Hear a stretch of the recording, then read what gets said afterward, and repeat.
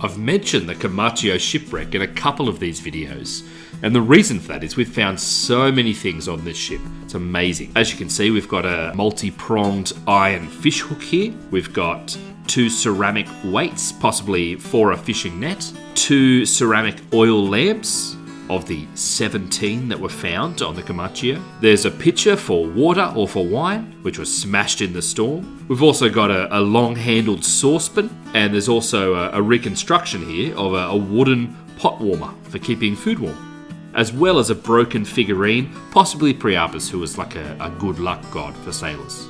Next we have a tombstone. The tombstone states Marcus Lollius Primitius.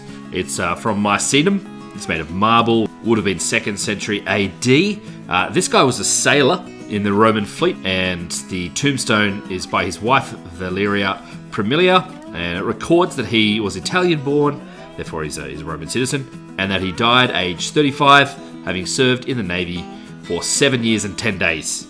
So if you think about it, he was pretty late in coming to his service at 28. His wife probably lived in the town that grew up beside the naval base.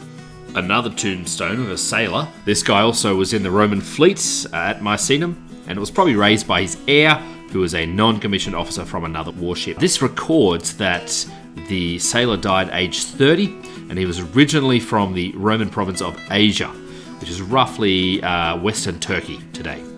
The majority of sailors in the Roman Navy came from the eastern half of the empire, with most coming from, well, the largest contingents coming from Egypt and also from Thrace, which is Bulgaria now. Once again, thank you to the museum, the Naval Museum, where these Comacchio items are held, for lending them.